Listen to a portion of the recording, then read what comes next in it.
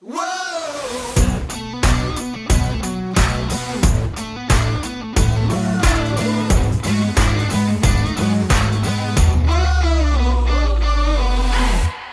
Welcome to the What's Up Verdict podcast. We fashion ourselves cinematic and television judge and jury. My name is JJ Crowder. I'm here with my co-host, Alec Burgess.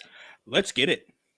We appreciate you tuning in. Go ahead and hit that follow, subscribe, like, bell notification button.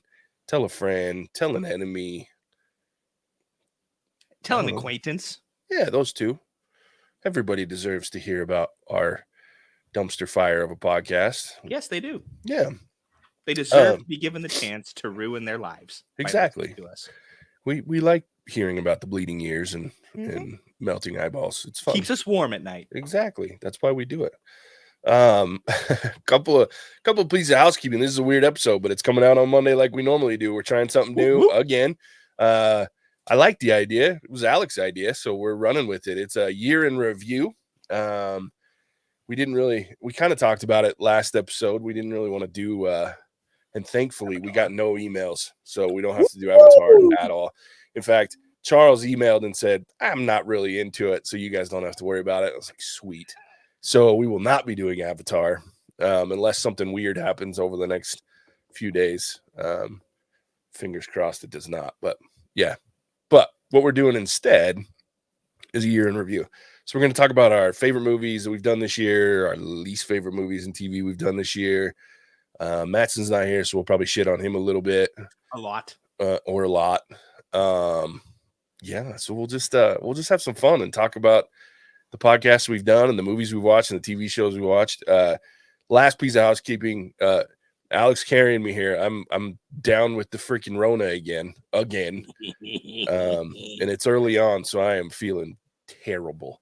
So we're gonna play a little game, sneeze count. Yeah. Let us know in the comments right now how many times JJ's gonna sneeze, and we're gonna keep track throughout the episode. Yeah. It'll probably be a big number. Sneezing and coughing, one of the two. So when you see me go on mute and Alex like, oh shit, and start talking nonsense. That's what's happening. Yeah. So let's jump right in. I'd say let's get through Mattson's first so we can shit on his lists. I like this plan. He did send me his list. He's and we're shitting on him partially. One, because we love him. Two, because he has terrible taste in movies. That too. And third, because the motherfucker's in the Polynesian Islands having a nice vacation, and I'm sitting here with COVID and fucking 12-degree weather. So fuck that guy. And he'll never listen to this, so he'll have no idea that we ever said it. So here's Mattson's top 5 that he sent me, and this is he said no particular order. And it makes. Well, what's the point of a top 5 if it's in no particular order? I know. Someone did not understand the assignment. No, they didn't.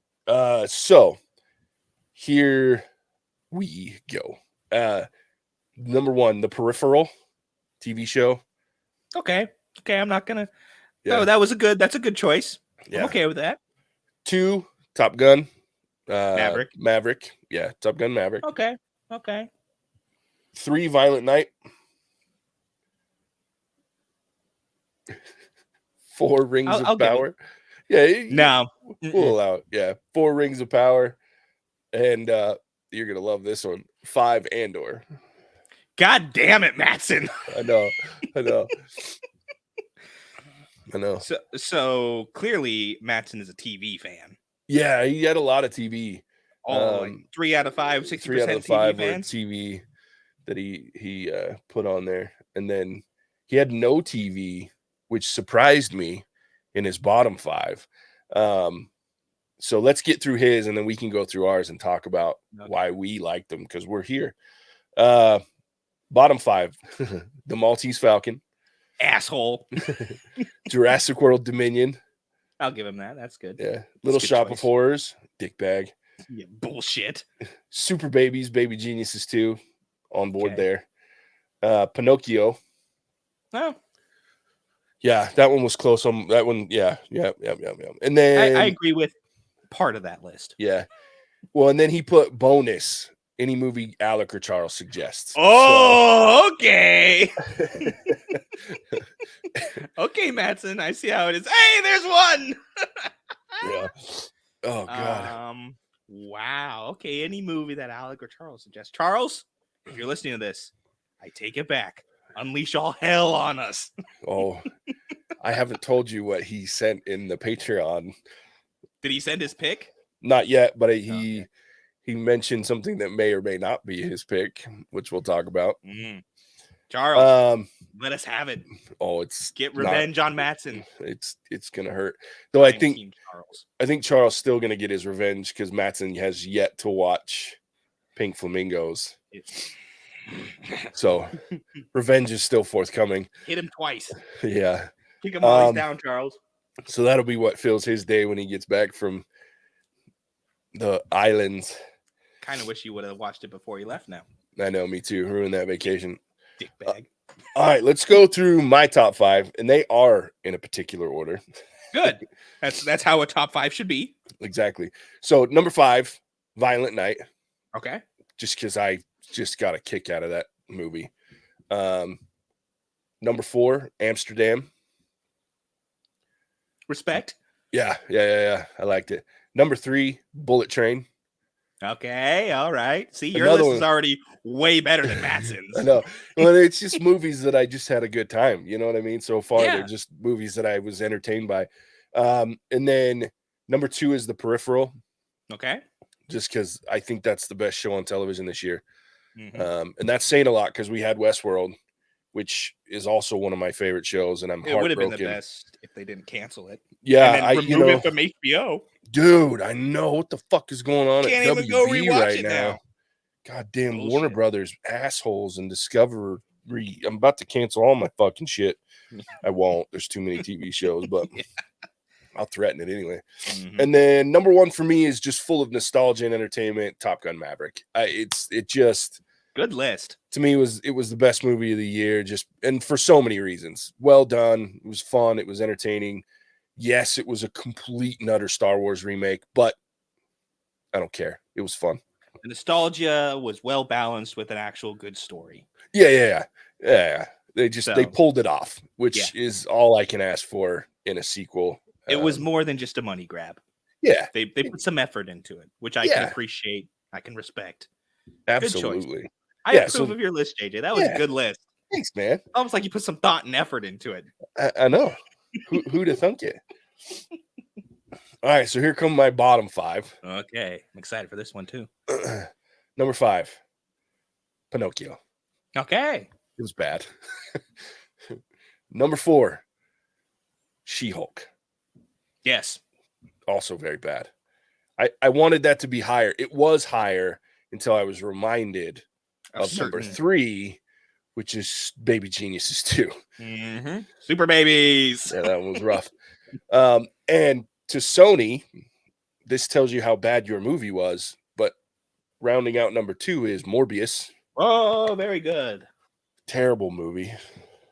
And how you make a terrible movie with that cast, I don't know, but they figured it out. It was a lesson, and they taught it well. Boy, howdy.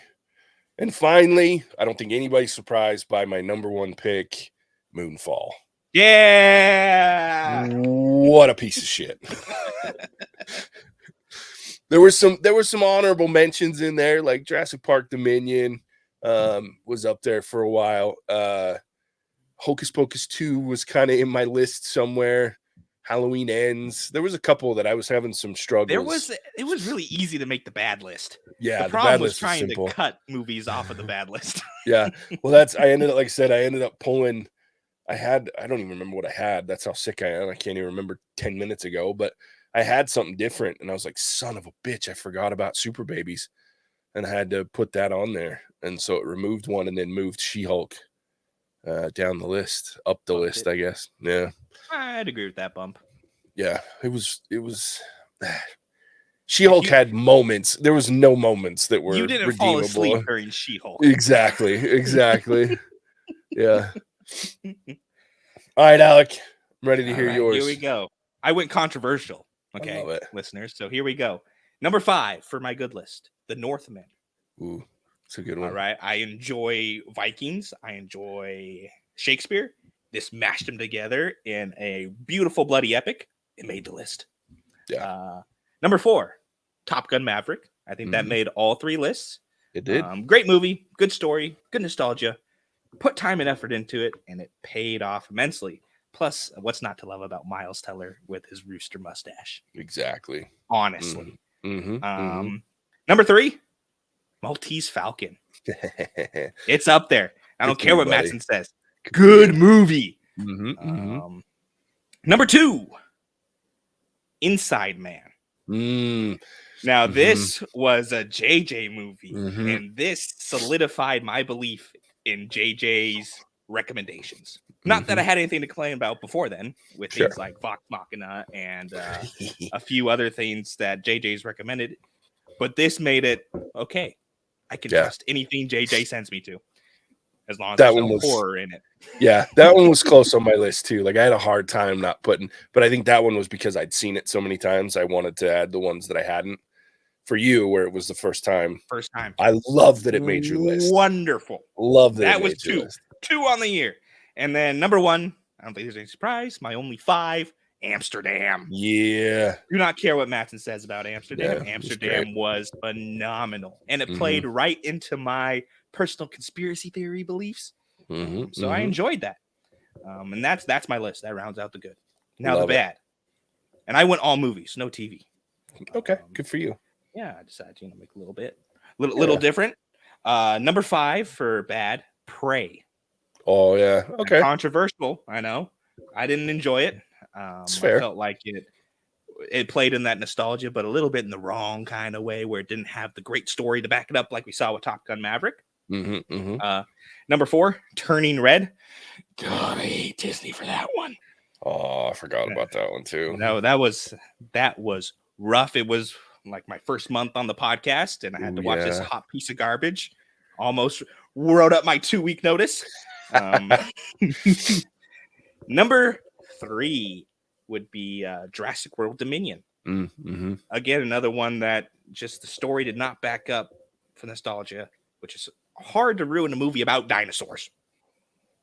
Dinosaurs are so cool. It's really hard to mess it up. It did have a little bit of that conspiracy theory that I like, so that's why it's not further up on this list. But goddamn, if you fuck up a dinosaur movie, good lord. Number 2, this also made my list, and in the exact same spot as JJ, Morbius. Yeah, what a shit movie. For pretty much the same reasons. You have the greatest cast imaginable. I didn't know much about the comics, but it's a pretty popular comic, I think, right? Yeah. It's he's one of the best known Spider-Man villains out there. Best written characters, and goddamn, you fucked it up. So, way to go. That's made the list. And for the numero uno spot, which made everybody's list again, Super Babies, Baby Geniuses 2. Congratulations, Charles. You made the list all 3 Way to times, go, Charles. Buddy. That is amazing. I still love that you picked it. I still love that I was able to dig it out of a secondhand video store in Chandler, Arizona. But goddamn, that movie was awful. Oh, yeah. That rounds out my list. Well, you might have to go do your sleuthing for a movie again. Oh, are we going to talk about what his pick is? Yeah. So, well, and again, I don't know if this is his pick or not. So he hasn't said yet because I haven't posted, but he changed his name again. Let me see where. Did like Black Devil Doll from Hell or something like that? Yep. I told you guys what he changed it to. So it's the Black Devil Doll from Hell is his new name. And it's also a movie, which I actually haven't seen. It's an old blaxploitation film. Okay. It's a horror film. It's apparently very hard to find, and even he's only seen clips of it. Okay. So if he chooses that, I'm gonna have to go hunt out the swap meet and video stores. Yeah. All right. I like it. A worthy challenge. And I mean, I'm not happy about it because it obviously involves dolls and horror. I mean, I'm okay with the horror, but I'm definitely not okay with the dolls. This is just us. We gotta give it to him just because of the way Mattson has treated him over the last couple months. Yeah. Goddamn, Charles, go hard. That's right. I love it. Yeah. So we'll be posting here in a couple weeks, January, and that's so a quick apology to him because of the whole mail snafu. We had planned on recording and releasing for Patreon his original request of pink flamingos. But there was a mail issue that he didn't, so Mattson didn't get it until the day before he was leaving. So, and part of that mail issue was I didn't want to go to the post office with that in my possession. It was also part of my problem. So my bad, Charles. and my part of that is less about going to the post office with that and more about I didn't want to watch it again. So it sat on my computer desk for about 3 weeks before I watched it. And then I was like, son of a bitch, I got to get this watched and mailed out or we're never going to get it done. So it's done, but Mattson has it. He sent me photos, confirmation. He'll be watching it when he gets back from his vacation, and then we'll release it in Patreon probably in early first week of January kind of thing. So you'll have it just a little later than normal. And then on first part of January, 1st of January, I'll put up the post where you can finally tell us what movie we're going to be watching for the quarter for you. Woohoo! Yeah, it should be fun. Yeah, the year in review. I want to touch on, this has been, in my opinion, one of the worst years. Like, COVID was bad. 2020 was bad. 2021 was rough, but 2021 was rough because everything got pushed. Everything that was supposed to be great got pushed back. But then the problem was, I don't know if it was like we had to wait so long, but a lot of these movies that were supposed to be phenomenal that we had to wait for weren't that good. That's fair. Fair dinkum. Like there's a lot of movies that I would want to, like, when I was thinking, like, I remember when we first started the podcast back in 2020, right before COVID started. Great timing on that, by the way. I know, right? You guys got me through COVID. It became very challenging to figure out how to record at that point because we were recording live when we first started, but then we were like, well, can't do that shit no more. But yeah, I mean, it was fun and we figured it out. But like, I'll tell you, like, there was a lot of movies that got pushed, like Black Widow. There was, I can't even think, there was one that got pushed like 6 times or something. And I'm like, son of a bitch. But then I'd watch them and they weren't that good. Like, and again, I don't know if like my mentality changed. I know it's changed a little bit about movies because we do the podcast. Like, I look at movies a little differently than I used to. I'm still not I don't consider myself like a critic level of harsh, even though some people on YouTube might disagree with me. That's okay. But I'm much more, I understand a little bit critics better now. Not the ridiculous ones that just want to show off the fact that they have a fucking degree and they know artsy films and fuck off. Ooh. Yeah. But it's harder for movies to entertain me. And thus my top 5 list, like, they were all movies and TV that just, you were having a good time. Yeah. You know what I mean? Like, I left going, this is great. This was fun. I enjoyed myself. And there were a handful of movies like that didn't make my list, obviously, but they were far less than I remember. Man, I used to go to movies constantly. Your list, how many were new releases of this year? A lot. Every one of them. On the thing, wasn't anyone that none from okay.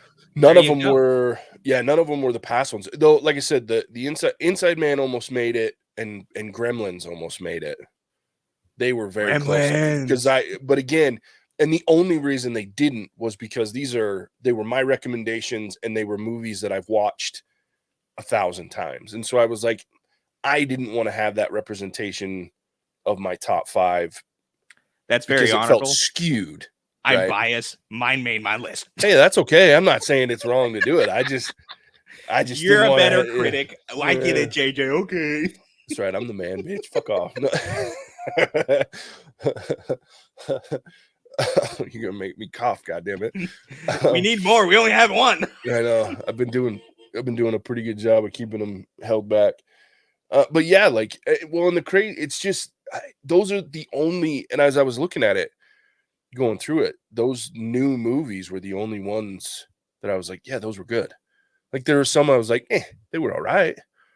But those were the 5 that really stood out to me. And one of them was a TV show. So, I mean, that tells you as well how rough. I will say that it was a good year for TV. Yeah. I think. Great year. Yeah. We had some of the best TV released this year that I think we've seen in the last 5 or 6 years. Because, you know, when you had all the streaming kind of become a lot more mainstream, it's easier to put out a movie than it is a TV show. Yeah.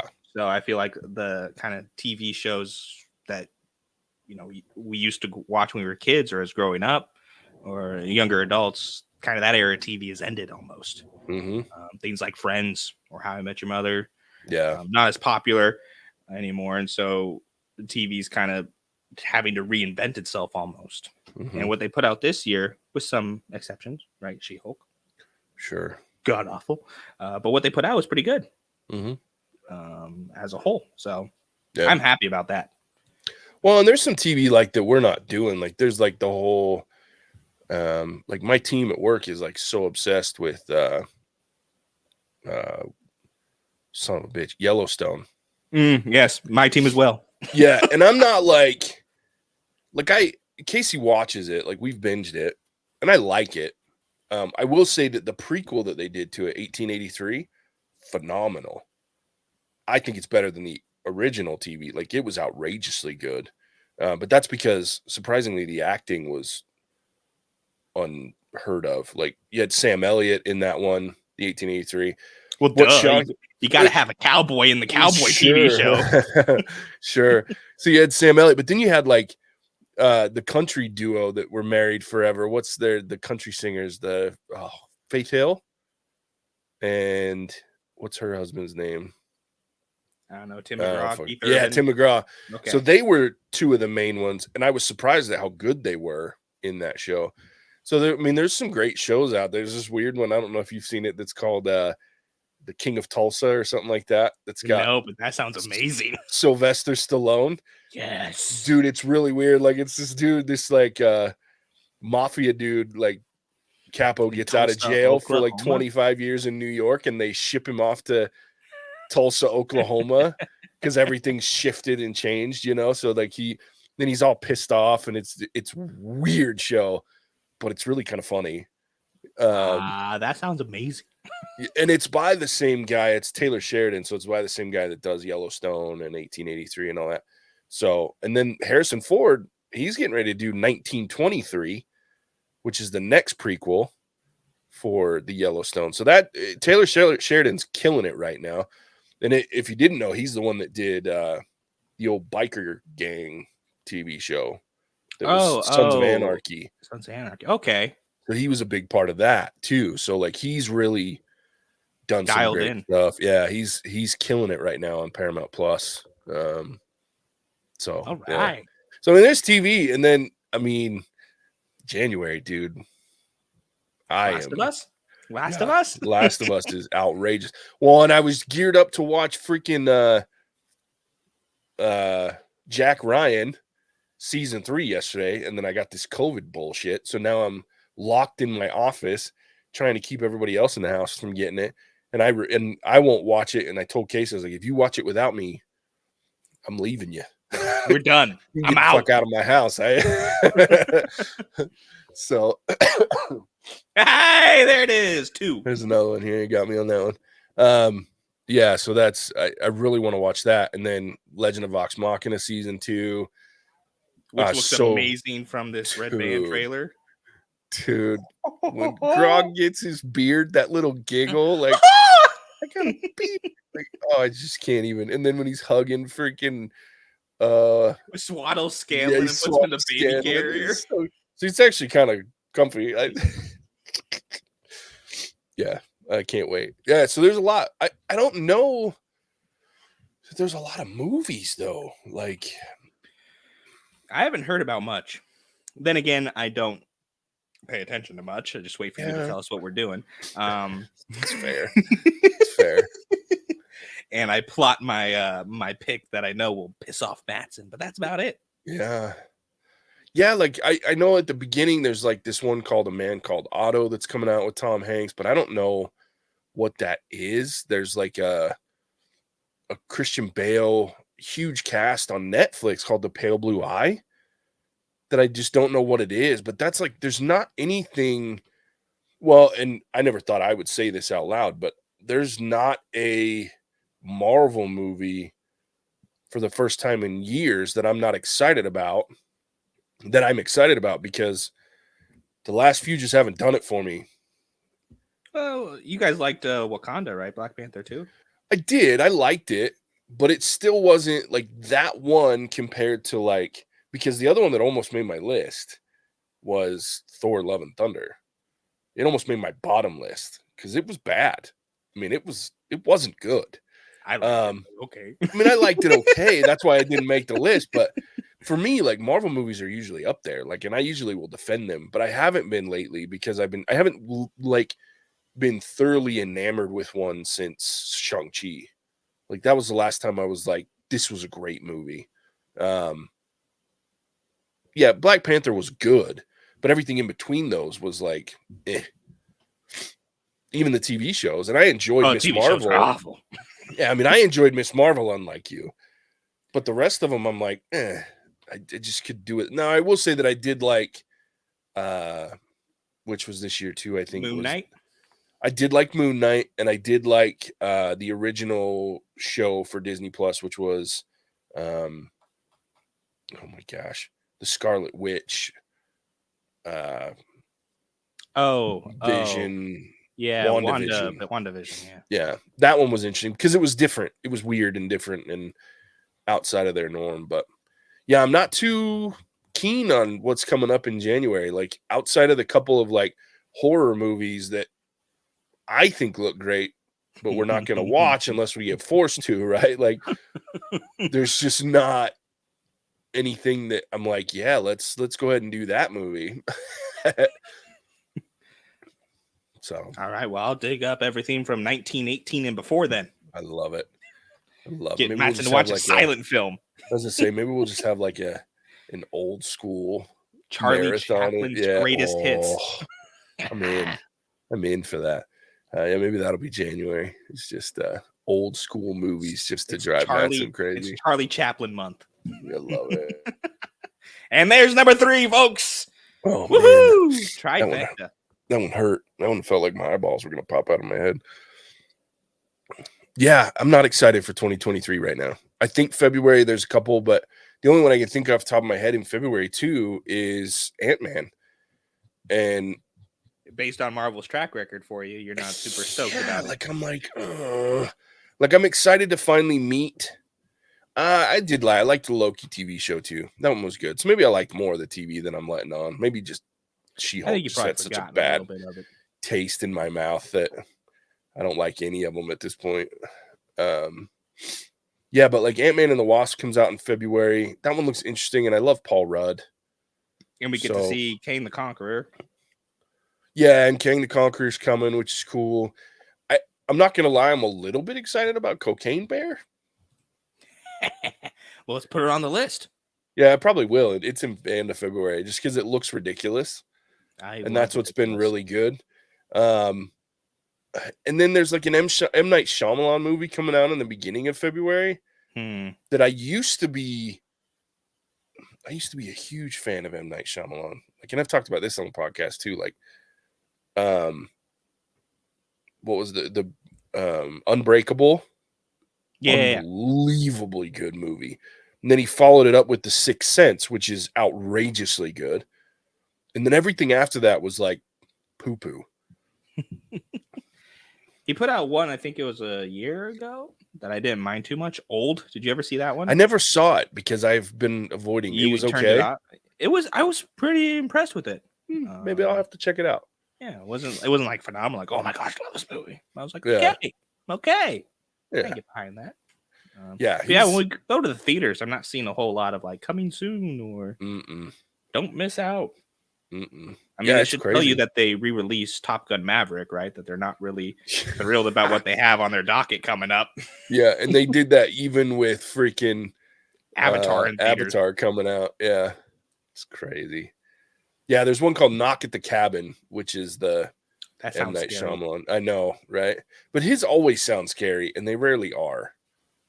Yeah, I'm a little bit more suspenseful than scary. Yeah. Yeah, he really got me with The Village, like how easy that was to predict. I was like, oh, you lost your magic for me. I was so flabbergasted by The Sixth Sense that I was like, I expected him to just blow my mind every time, and then he never did again after that. So I was like, whatever. So we'll see 2023 what it has to hold. But I think more than anything, I'm excited about the TV. I think 2023 could be really good for television, and hopefully we'll find some decent movies to watch, even if they're not. We're Charlie going Chaplin's back to Charlie hits. Chaplin. That's right. That's right. All right. Well, there's our year in review, our top and bottom movies that we watched this year. Yeah, and I'll let Alec tell you where you can find us when you're not watching and listening. All right, we're going to rack up some more JJ coughs. Here we go. Thank you for tuning into our end of the year recap. Despite the outcry of the greater public, we will be back in full force in 2023, where our special brand of depravity can be enjoyed by our wonderful patron, Black Devil Doll from Hell. You are just the worst. Happy New Year to you, you bastard. There's number 4. We appreciate your continued patronage and your depraved sense of humor. We appreciate anyone who has made it to this point in the episode. We know how much of a chore that is, considering that not even Mattson, who is missing this, made it this far in the episode. There's number 5. Catch us all on the same platforms as we usher in the new year, and who knows, we may branch out a bit on the content side of things. I personally am hoping for a Stardew Valley Let's Play series from JJ, but who knows if that will happen. In the meantime, let us know in the comments what your top 5 and top bottom 5 picks were for the year and what you are looking forward to next year. Back to you, JJ. Yeah, man. That was a good one. I think that was 6. Anybody I think so. I think you got 5? 3 out of me there at the end. You almost got me on that Stardew Valley one, too. That was a good one. Double Jeopardy. Yeah, Casey loves that game. Shit. That's why it was so funny when you said it. I'm like, fuck, I could because I have it. I went for the. I'm pretty sure JJ does not play this game. I do not. But it is on my PC because yeah, Casey does like to play those types of games. When she plays, like I think she played for like an hour and then hasn't touched it since. But yeah, there it is. I love our podcast, dude. It's so much fun. I love it too. I don't know what Matt's problem is. Missing all the fun episodes. Jeez. That guy. I mean, going on vacation to Polynesia, or you can hang out with us. No, I was gonna say I'd tell you to eat a dick too if I was going to New Zealand, but that's always my goal. See if I can get a spit take out of Alec. I was close. All right. Well, as always, we appreciate you tuning in. We'll catch you in 2023. Cinematic out. Hasta la vista, baby. I love it.